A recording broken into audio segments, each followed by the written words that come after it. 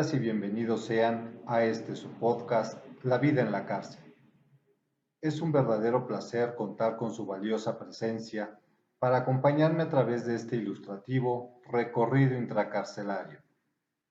En esta ocasión, en concordancia con el itinerario concebido para la presentación de nuestros programas, se darán a conocer diversos aspectos relevantes en torno al uso que se le da en las prisiones al presupuesto erogado para su manutención.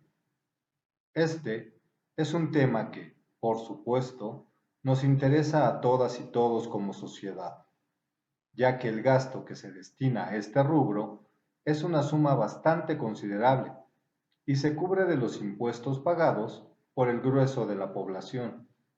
He de señalar aquí que todos los datos duros que habré de presentar tienen diversas procedencias, tales como el Diario Oficial de la Federación en lo tocante al presupuesto de egresos, periódicos, artículos de revistas, asociaciones civiles y demás, los cuales, más que interesarme como cifras exactas del erario, refiero a manera de generar en el colectivo un ideario en torno a nuestro tema de análisis. En esta ocasión, respecto de las cantidades de dinero que traspasamos de manera casi íntegra a los bolsillos de unos cuantos funcionarios corruptos de la administración pública. Lo anterior tendrá un proceso de desglose bastante detallado, con el que pretendo arrojar luz ante lo desconocido y que seguramente les dejará con un amargo sabor de boca. Recalco, los datos corresponden a diversos ejercicios fiscales de años pasados, por ser aquellos que se lograron recabar para la elaboración de este programa, sin que ello demerite el valor de lo que habrá de referirse. Sin otro particular, comencemos con el desarrollo de esta temática carcelaria. De acuerdo con el presupuesto de egresos de la Federación del 2019, los centros penitenciarios contaron, para ese año, con una partida aprobada por 17.370 millones de pesos. Sin embargo, según el órgano administrativo desconcentrado de Prevención y Readaptación Social, en ese entonces, eran 198.349 personas las que conformaban la población carcelaria total del país, por lo que, para ese entonces, las prisiones mexicanas, tanto estatales como federales, destinaban en promedio 87.573 pesos por persona al año, esto es, 240 pesos diarios, mientras que, para el 2021, eran poco más de 330 pesos diarios los destinados para cubrir los gastos de alimentación, medicinas y uniformes de los reos, así como los pagos de energía eléctrica, combustibles, mantenimiento de inmuebles, salarios de custodios y la organización de actividades educativas, culturales y deportivas. Un año después, en el periódico La Jornada, se señalaba que el gobierno gastaba 209.561 pesos anuales en cada preso, o lo que es lo mismo, 574 pesos diarios aproximadamente. Según el censo del INEGI, el presupuesto asignado en 2022 al sistema penitenciario fue el mayor en 6 años, 47.385 millones de pesos. Con base en diferentes instrumentos, podemos establecer en una tabla los siguientes datos. Para el año 2014, la cantidad presupuestada fue de 15.531.255.964 pesos. Para el 2015, 20.354.540.102 pesos. Para el 2016, 28.132.797.342 pesos. En el 2017, 22.945.537.692 pesos. En 2019, 17.370 millones de pesos. Para 2021, 17.563.182.277 pesos. Y en el 2022, 47.385 millones de pesos. Nótese que hubo una reducción del presupuesto entre 2017 y 2019. Esta se debió a que en el 2018 entró en vigor la reforma penal de 2008, la cual ayudó a despresurizar el sistema penitenciario, es decir, que muchas personas privadas de la libertad salieron libres gracias a la modificación de ley en torno a los beneficios de libertad. Y sin embargo, 4 años después, el presupuesto casi se triplicó. Para el último año referido, se destinaron 4.067.200.000 pesos solo para la Ciudad de México, según el Censo Nacional de Seguridad Penitenciaria de 2022, para cubrir el gasto de 25.503 personas privadas de la libertad, 24.046 hombres y 1.457 mujeres durante ese año. Itero, esta parte, para mí tediosa de las cifras, es solo para que se tenga una idea de la cantidad de dinero que representa el gasto carcelario. Lo que yo pretendo resaltar es cómo se utiliza ese dinero al interior de las cárceles. ¿Qué destino tiene?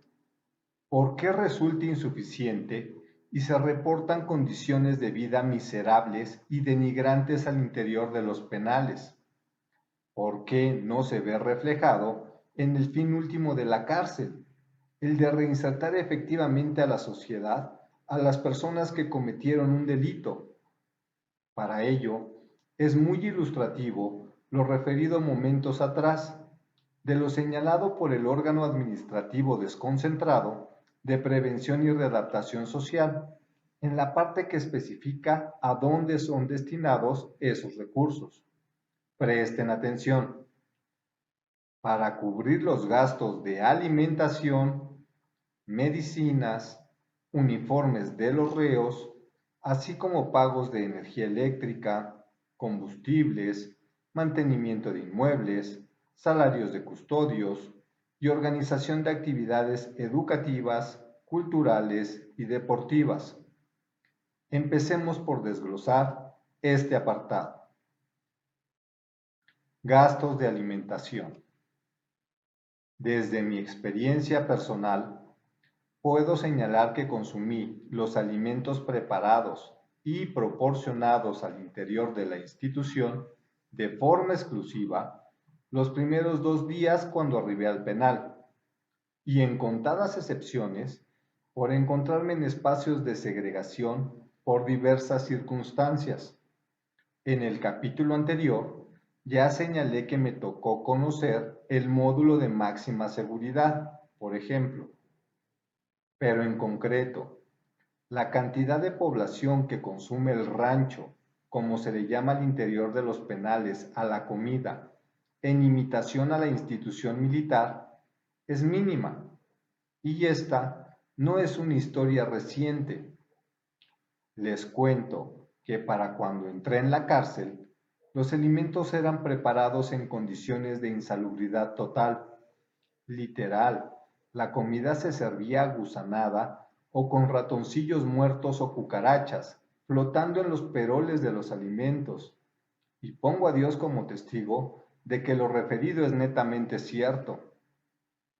Algunos excompañeros podrían relatar haber perdido dientes al masticar, por descuido, piedras entre los frijoles mal cocidos que se repartían, o incluso haber visto morir a internos por diversas infecciones estomacales tras haber consumido ciertos alimentos de los brindados por la institución. Pero abordemos el tema desde los últimos años de mi reclusión. Tras haberse renovado el sistema penitenciario con las reformas en materia de derechos humanos de 2011, más allá de una década de mi ingreso a la institución, aunque antepongo que la única diferencia real es que se agregaron participantes a la redistribución de los ingresos derivados de este rubro, pero eso lo voy a detallar un poquito más adelante. Para asegurar un adecuado manejo de los alimentos, se generó un acuerdo para contratar los servicios de una empresa particular para la preparación y distribución de la comida. La razón social de dicha organización es la Cosmopolitana y tiene un contrato millonario con el sistema carcelario. Dentro de sus deberes se halla el abastecimiento de los insumos necesarios para satisfacer las necesidades alimenticias de la población penitenciaria: carnes, legumbres, verduras, abarrotes, todo. Y recalco, el presupuesto contempla la adquisición de materias primas de primera calidad para la preparación de los alimentos. De igual manera, le corresponde el mantenimiento del área y del equipo destinados para su preparación: mesas de trabajo, marmitas, instalaciones eléctricas e hidráulicas, refrigeradores, utensilios varios y demás, así como la entrega de la comida en los 3 horarios preestablecidos para repartirla a la población. Para llevar a cabo su labor, cuentan con 4 o 5 empleados externos dentro de cada penal, y en el que yo estuve preso, una cuadrilla de más de 20 personas privadas de la libertad, que son quienes hacen el trabajo en realidad, mientras los externos se dedican a dirigir la orquesta, limitándose a dar instrucciones a los internos que con ellos colaboran. ¿Cuáles creen que sean las posibles implicaciones que resultan del empleo de personas privadas de la libertad al interior del área de la cocina? Primero, se subcontrata a presas y presos porque estos trabajan por un salario mínimo, desquitando cada peso de su nómina, descargando los tráileres de insumos, acomodando dichas provisiones en los respectivos almacenes y refrigeradores, limpiando, picando y preparando los alimentos, realizando las labores de limpieza del área e incluso llevando a cabo tareas de construcción como colocación de pisos cerámicos o pintando o cualquier otra necesidad que se presente, todo por el mismo sueldo, pagado por la subsidiaria, es decir, la empresa. Además, se ahorran el pago de prestaciones, costes y pagos de seguridad social, fondos de ahorro para el retiro, Infonavit y todas las demás de ley. Segundo, al verse cooptados por este anexo de la institución penitenciaria con base en la remuneración que perciben quienes trabajan para la empresa, no son capaces de evidenciar las operaciones, vamos a llamarles irregulares, respecto del cumplimiento de sus obligaciones. ¿A dónde vamos con esto? De inicio, los insumos reportados por y al sistema penitenciario indican la utilización de ingredientes de primera calidad. Falso.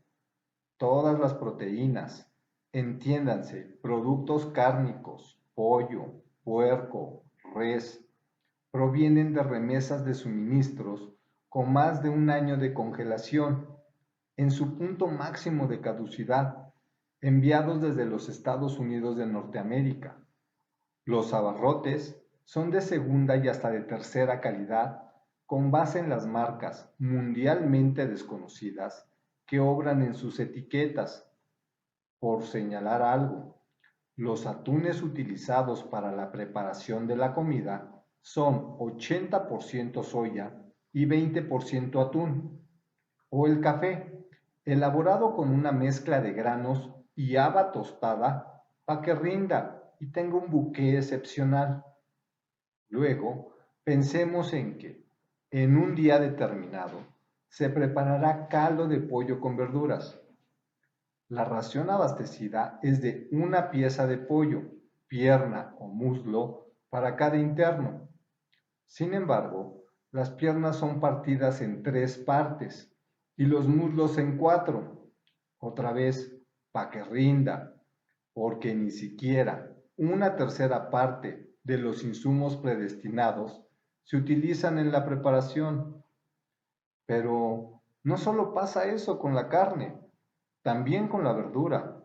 Si estaban indicados 20 costales de papas, se utilizan 5. O con el azúcar para el café, que si señala X cantidad para endulzar esta bebida, se usa una cuarta parte. Y así con todos los insumos. ¿Por qué?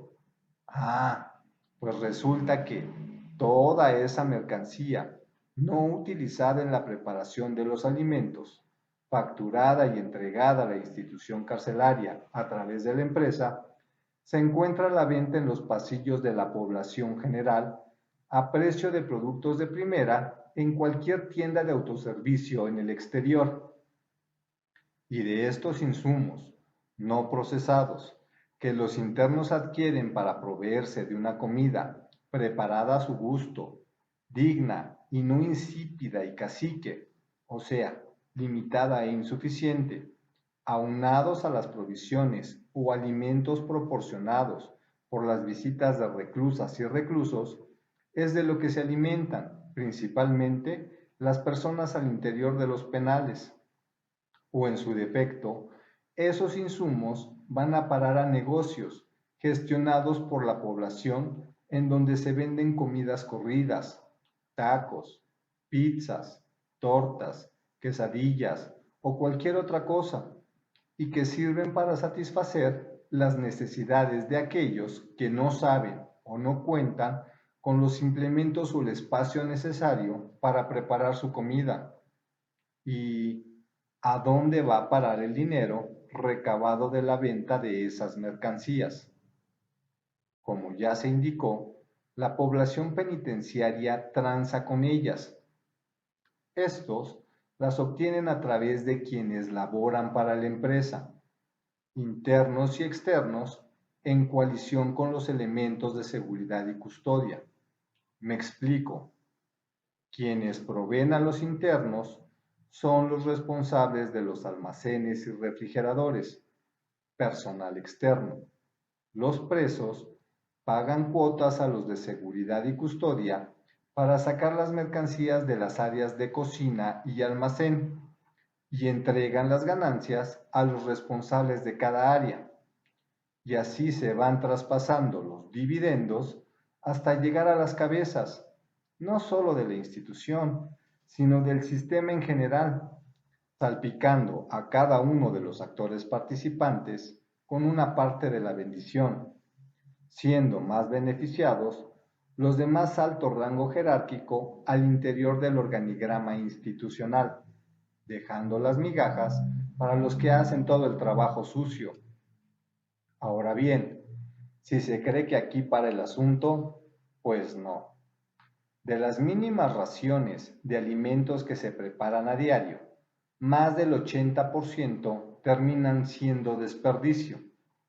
Mientras una cierta cantidad termina en las coladeras, el resto se recolecta prácticamente limpia en tambos de 200 litros y se vende mediante contrato de palabra a porqueros, gente que entra a la institución en sus camionetas particulares a recoger dichos residuos para alimentar a sus puercos de engorda y que pagan por ese material al responsable del área encargada.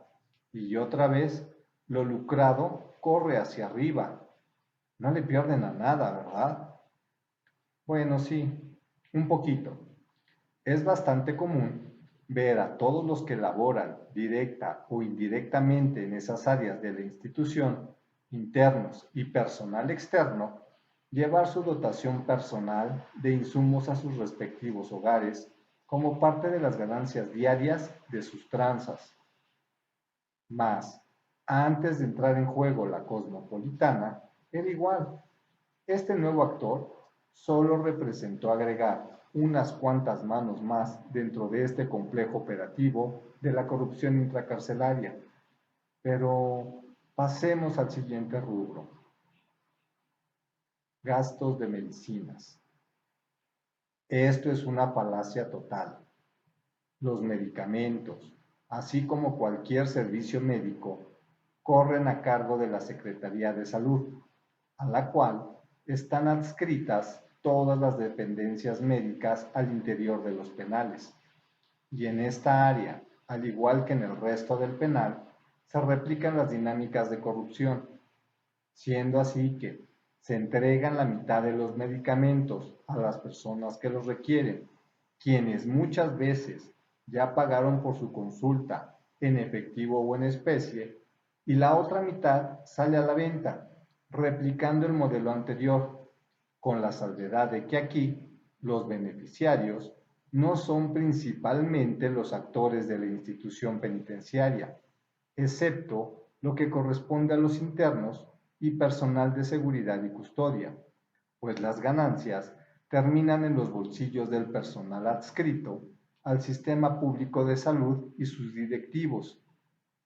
El común denominador de la población penitenciaria no acude a los servicios médicos de sus respectivos penales y acostumbran la indebida autoprescripción, principalmente porque es una verdadera lata y pérdida de tiempo el sacar una cita médica.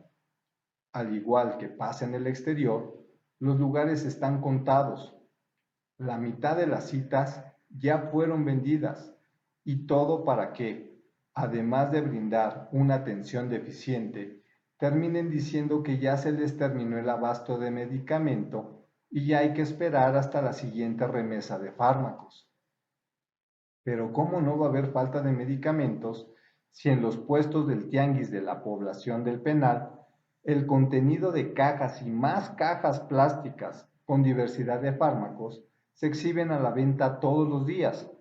La mayor parte de estos son medicamentos del sector salud, aunque también existe un tráfico considerable de fármacos de marca al interior.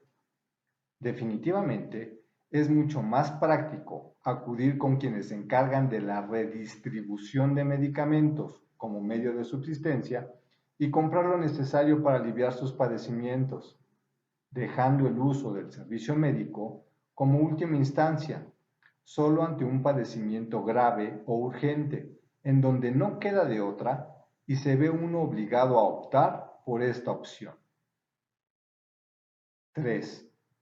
Gastos de uniformes de los reos. Otra cruel mentira. En la mayoría de los penales capitalinos, la población penitenciaria viste con la ropa que les proporcionan sus familiares o que compran a quienes se dedican a ese giro al interior de los penales. El tráfico de ropa al interior de las cárceles es un negocio bastante lucrativo. La mayor parte de la población se autosatisface esta necesidad, sobre todo para ahorrarle a sus visitas la penosa carga de estar lidiando y regalando dinero de forma exabrupta a los elementos de seguridad y custodia. A esta parte del personal penitenciario les encanta abusar de las personas que visitan a sus internas e internos, y el hecho de que les lleven prendas a estas y estos es siempre un pretexto para exprimir al máximo los bolsillos de la gente, encontrando sin falta alguna excusa o pretexto para señalar que la ropa que les llevan no cumplen con los lineamientos del reglamento, y entonces verse obligados a sobornar a los elementos de cada esclusa por la que pasa la visita para poder llegar con las cosas hasta sus familiares y o amigos. Y te sometes a ello o simplemente te regresas a tu casa con tus cosas y sin ver a quién ibas a visitar, pues la mayor parte de las veces ya ni siquiera te queda tiempo de salir a dejar las cosas en un servicio de paquetería y volver a hacer las filas y el trámite para ingresar de nuevo al penal.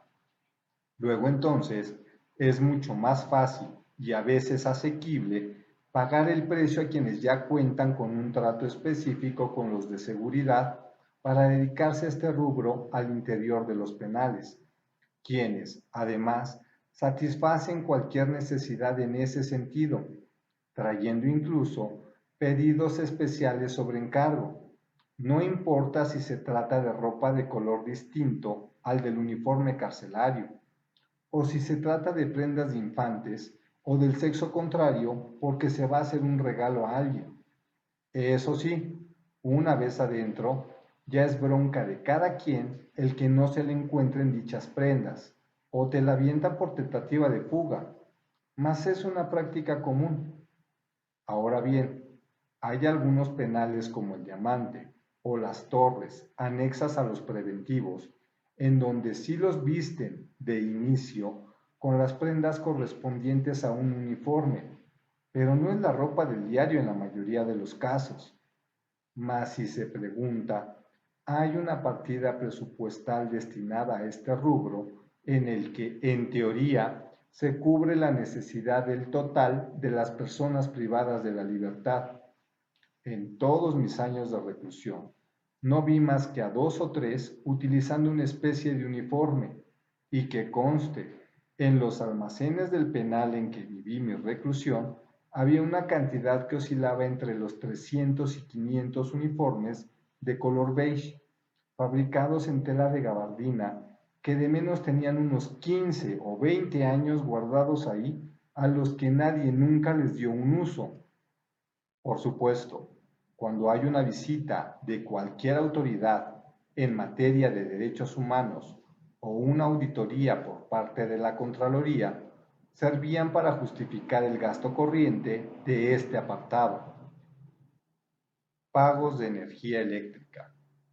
Es cierto, la institución penitenciaria paga unas cuentas de luz bastante elevadas. Primero, porque la modernidad obliga a que todo funcione mediante el uso de la energía eléctrica. El sistema penitenciario no puede permitirse que no haya un adecuado suministro de luz al interior de las cárceles. Toda la información del penal y de los presos se guarda en medios electrónicos.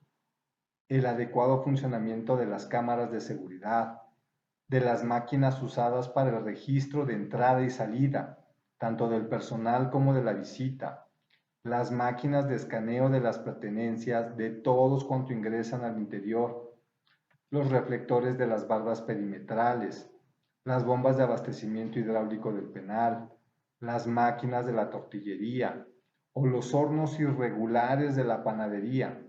Todo se abastece de energía eléctrica.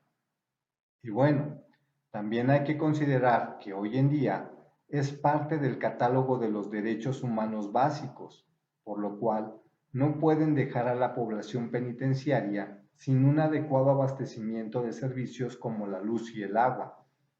Lo que casi nadie sabe es que toda la población, salvo un 0,05% de las personas privadas de la libertad, cocinan con parrillas o en sartenetas eléctricas, que todos los negocios de comida al interior también ocupan estos instrumentos, que ante la falta de suministro de agua caliente, como señalaba la ley, recuerdan, lo vimos en un episodio anterior, todos utilizan resistencias para calentar agua en cubetas de plástico y bañarse cómodamente con agua caliente, que en la mayor parte de las estancias hay de menos 3 o 4 enseres electrodomésticos, planchas, licuadoras, sandwicheras, guafleras y o equipos electrónicos diversos, pantallas, estéreos, grabadoras,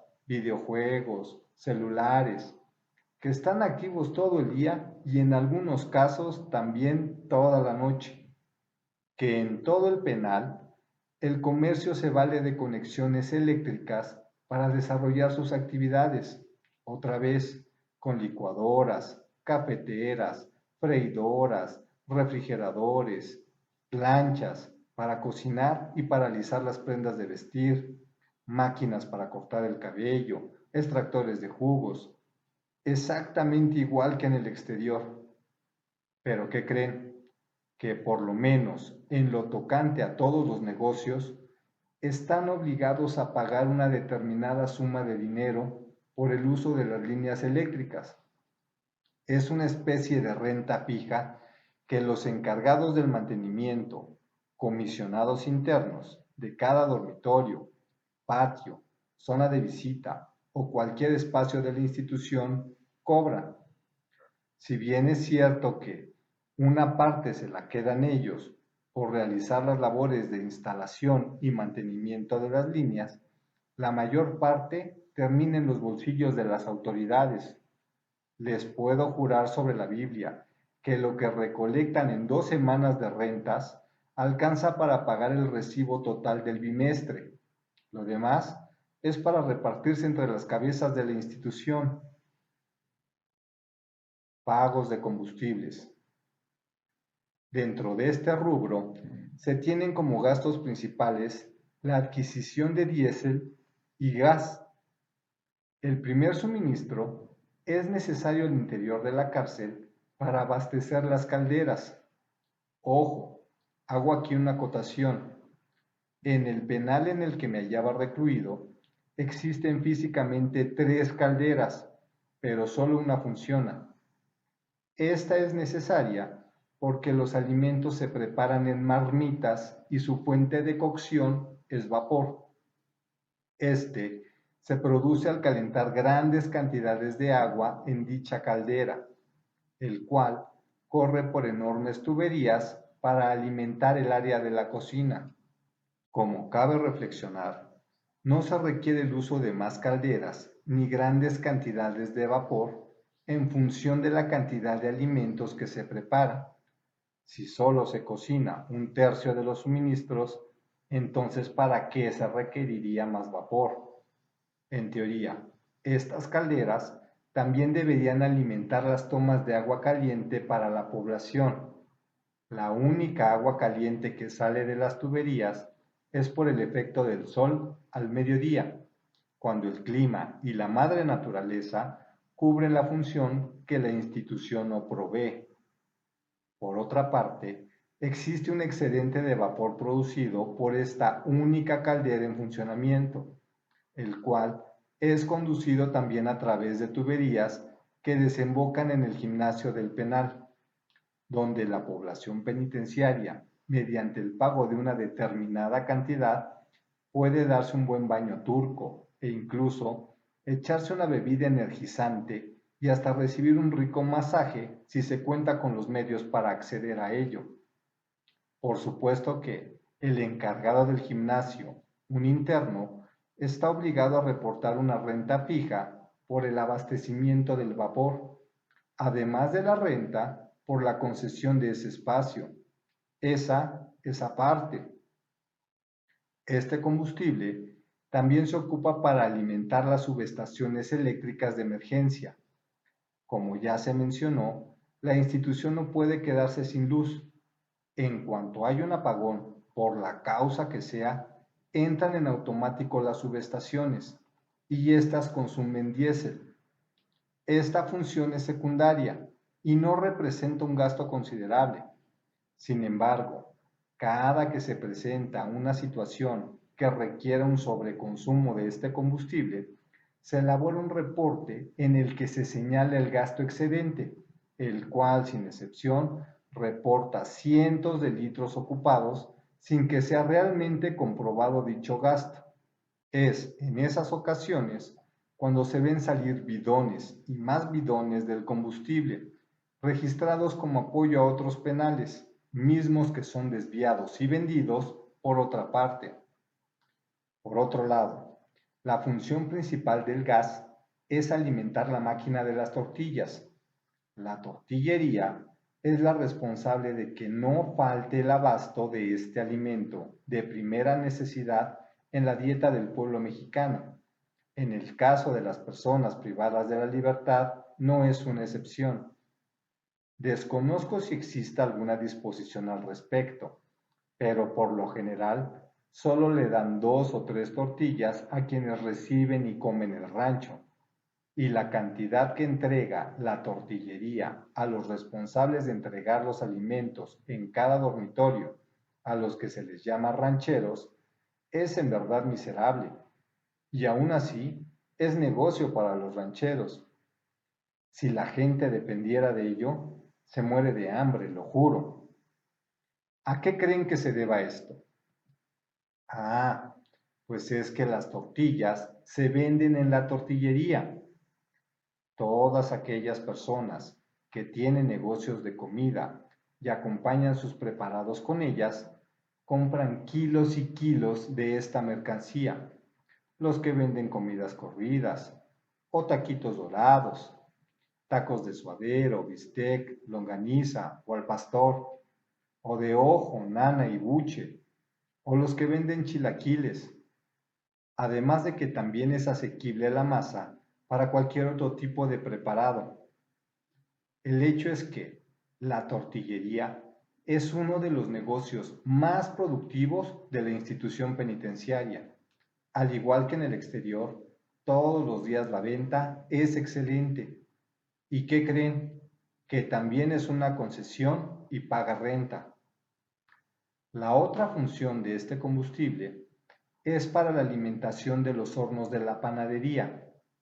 Esta está concebida para la producción de bolillos, para ser repartidos con los alimentos del rancho.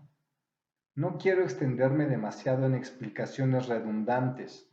En esta área pasa exactamente lo mismo que en la anterior. La pequeña diferencia estribaría en que, además de la producción de pan blanco, también se han creado hornos con espirales eléctricas para la producción de pan dulce. Como el pan blanco no tiene tanta demanda y resulta más complicado vender los bultos completos de harina, la opción es usar solo una tercera parte de ellos para la producción de los bolillos y con el resto hacer pan de dulce, el cual se pone a la venta a diario y que deje ingresos formidables. Esta es otra concesión súper lucrativa. Por último, las cocinas del personal administrativo y la de seguridad y custodia también funcionan con gas. De forma especial, en la del personal administrativo se usan los mismos insumos que la Cosmopolitana provee como parte de su contrato. ¿Y qué creen? Casi nadie del personal, realmente unos cuantos, muy pocos, se animan a comer en este comedor, por lo que la mayor parte de la comida que aquí se prepara de una forma mucho más limpia y cuidada sale también a la venta al interior de la población, dejando otra remesa para los participantes de esos beneficios. Aún así, no se acaban el gas que es suministrado por las gaseras con quienes tienen contratos, y sin embargo, los responsables tienen acuerdos de palabra con los repartidores del gas para que solo ministren una determinada cantidad, inferior a la especificada en la factura de este combustible, y que el resto se venda por otro lado repartiéndose las ganancias del sobrante. Pagos de mantenimiento de inmuebles. Por increíble que parezca, al interior se tiene la percepción, por parte de las autoridades, que cada espacio es parte del hogar de los presos y por ende es su responsabilidad mantenerlos en óptimas condiciones. ¿Qué significa esto? Si una estancia requiere un excusado porque el que tenía se rompió y ya no sirve, es responsabilidad de quienes viven en ella comprar la tasa, los materiales y pagar a los comisionados para que hagan el cambio. Si la línea que abastece de luz se daña, es obligación de quienes viven en esa estancia comprar el cable que se vaya a requerir y pagar a los responsables para que hagan el cambio del cableado. Si una estancia requiere pintura, los que en ella residen están obligados a hacerse con sus materiales y generalmente entre ellos se ponen a pintar. Si es requerido un cambio de llave de glifo porque la que tiene el lavabo ya gotea, pues la compran los internos y pagan para que sea cambiada. Y lo mismo pasa al interior de cada área. En el auditorio, por ejemplo, los comisionados de ese espacio, quienes llevan las tareas administrativas y generan jugosas ganancias para las autoridades con el pase de listas, deben proveer, además, de los equipos y materiales necesarios para el buen funcionamiento del espacio. Comprar lámparas, pintura, hojas, impresoras, marcadores para pintarrones, tóner, lo que se requiera, porque la institución no brinda siquiera los insumos necesarios para su buen funcionamiento. Y lo mismo pasa en la escuela, en bolsa de trabajo, en el Centro de Capacitación para el Trabajo, CECATI, o cualquier otra área de la institución. Bueno, incluso la pintura de los dormitorios, me refiero al exterior de los inmuebles, o de los pilares y techado de los pasillos, o de los edificios del área de gobierno, donde se hayan concentradas las oficinas principales del centro, todo lo sacan de donaciones de diversos internos, que sí porque son mamás de vicio, que sí porque son extorsionadores, que sí porque requieren meter una lona para sus mesas en la visita, que sí porque desean obtener un privilegio de cualquier índole. El hecho es que el mantenimiento de los inmuebles también corre por parte de las personas privadas de la libertad. Pagos de salarios de los custodios.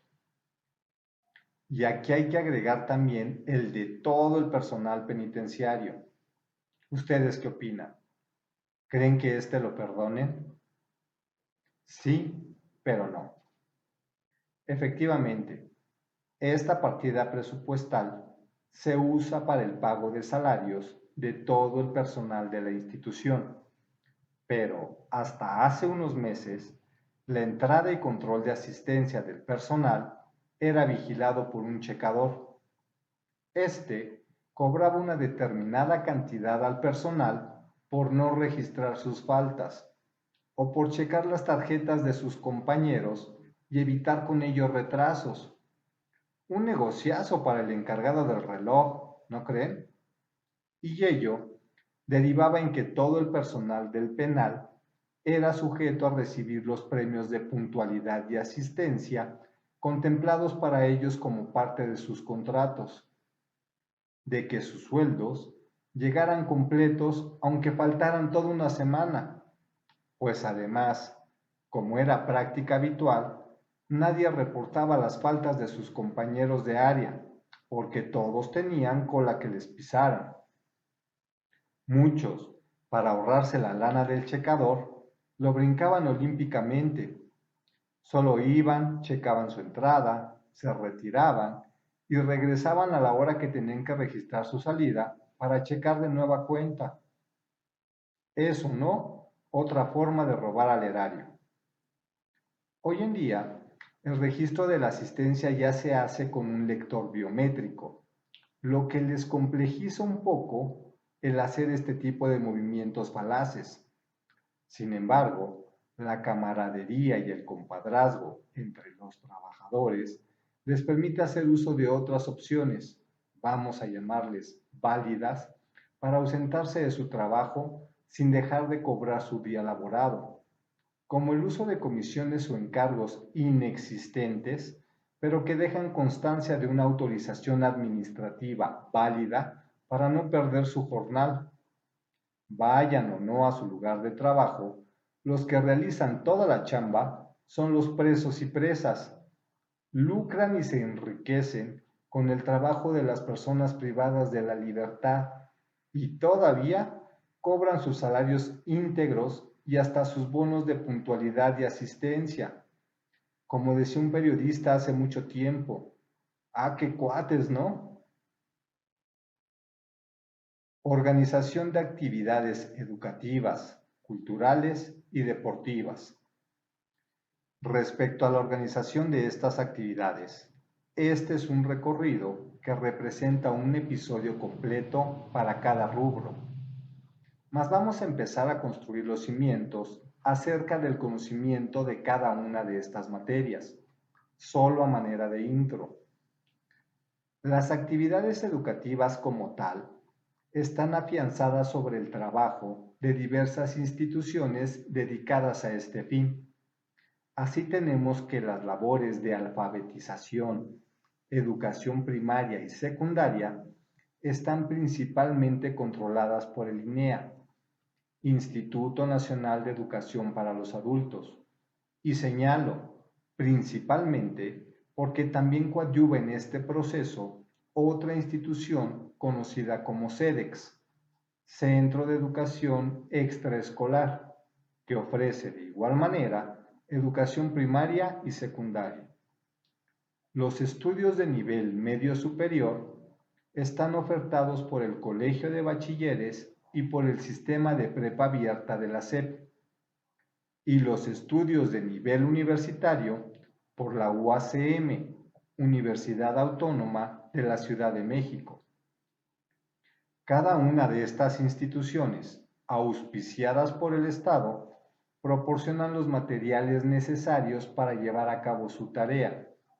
La institución penitenciaria solo pone los espacios, las aulas existentes en el centro escolar del penal, las cuales reciben mantenimiento gracias a las aportaciones provenientes de las mismas personas privadas de la libertad, como ya se explicó hace apenas unos instantes. Por otra parte, es cierto que al interior del centro escolar existe una gran diversidad de cursos extraescolares de diversos rubros, los cuales son ofertados para la población. Dichos cursos son la principal fuente de entrada de dinero paralegal al centro escolar. Como ya se señaló en el episodio relativo a la corrupción, el común denominador de las presas y presos pagan por el pase de lista para no presentarse a dichas actividades. Si uno observa el grueso de las listas de asistencia, podrá comprobarse que en cada grupo existe un registro de entre 30 a 50 personas inscritas, que, al cotejarse con la observación directa al interior de cada salón, no llega ni siquiera a 10 personas tomando clase. En lo tocante al tema que estamos abordando, los cursos son impartidos por las mismas personas privadas de la libertad, quienes no reciben ningún tipo de retribución económica por su labor, pero que, además, deben de adquirir por sus propios medios los materiales necesarios para llevarla a cabo, pues al ser parte de su comisión, es decir, el cómputo de su trabajo para la obtención de un beneficio de libertad, este debe ser el principal interesado en desarrollar dicha labor. De esta manera, se convierte en la principal fuente de producción de recursos del área sin generar ningún gasto para la institución penitenciaria. Si la educación oficial es costeada por diferentes instituciones diversas a la carcelaria y la educación extraescolar es una fuente desbordante de ingresos y sin costes para el sistema penitenciario, ¿a dónde se va el presupuesto? Exactamente pasa lo mismo con las actividades culturales y deportivas, con la única diferencia de que éstas están bajo el control de otra área de la institución, el auditorio. Pero el manejo de dichas actividades, es decir, el pase de listas, la generación de cursos y talleres, la impartición de estos en manos de personas privadas de la libertad, todo se replica del modelo anteriormente referido, y las pocas actividades culturales y o deportivas que son ofertadas por el área que tienen una procedencia del exterior provienen de acuerdos interinstitucionales que no generan un gasto para la institución carcelaria, obras de teatro, presentaciones musicales, talleres de danza, competencias deportivas de levantamiento de pesas, torneos de fútbol. Aunque no es todo lo que podría yo referir en torno a este asunto carcelario, creo que es más que suficiente para dejar en claro, a través de su mismo discurso, cotejado contra la experiencia vivencial, que la manutención carcelaria no depende en nada de una partida del erario. Y entonces, ¿para qué se destinan recursos a ese fin? ¿A dónde se van? ¿Qué se hace con el presupuesto? ¿Qué no les alcanza con todo lo que generan de las mismas personas privadas de la libertad? Con perdón de la audiencia, al interior de la cárcel hay un dicho de uso cotidiano que reza: no se vale mamar y dar de topes. ¿Y todo para qué? Ni siquiera lleven a cabo la encomienda constitucional para la cual fue concebido el sistema carcelario. ¿Recuerdan? Lo vimos desde el primer episodio y lo señalé al principio de este: la reinserción social del delincuente. De acuerdo con el párrafo segundo del artículo 18 de la Constitución Política de los Estados Unidos Mexicanos, el sistema penitenciario se organizará sobre la base del respeto a los derechos humanos, del trabajo, la capacitación para el mismo, la educación, la salud y el deporte como medios para lograr la reinserción del sentenciado a la sociedad y procurar que no vuelva a delinquir, observando los beneficios que para él prevé la ley. Solo para que lo reflexionen, les dejo un dato referido por la organización civil Documenta, que ofrece una dimensión paralela tocante a lo que he referido en torno a este problema.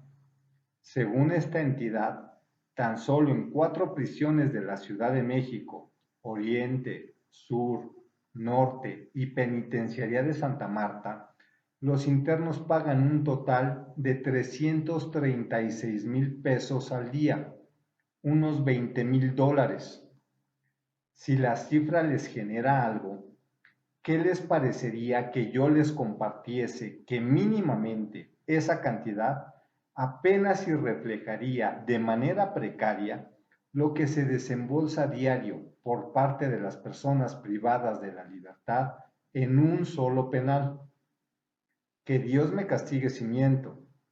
En alguna ocasión, al interior de la oficina del director del penal del que fui excarcelado, en una charla entre la máxima autoridad del penal de esa época y un pequeño grupo de reclusos, entre los cuales me encontraba presente, escuché referir de viva voz al funcionario público: ser director de un penal es mucho mejor que sacarse el premio gordo de la lotería. Sin más, agradezco profusamente su atención, recordándoles que yo soy su servidor y amigo Jaltor Gabe, esperando que este material llegue a convertirse en un asunto de su interés y que sirva para ilustrar y visibilizar paulatinamente la problemática presente en las prisiones, toda vez que sus efectos pueden sentirse y verse reflejados en la vida de la colectividad. Si te ha gustado o parecido interesante el material, no olvides dejar tu like y compartirlo con tus amistades. Entre mayor difusión le demos, todas y todos, a la diversidad de problemas sociales que enfrentamos como comunidad, será más fácil tomar conciencia de ellos y encontrar soluciones en la búsqueda de conformar una mejor sociedad. Si te han surgido dudas o sugerencias, házmelas saber a través de los diversos canales con que cuentas en mis redes sociales.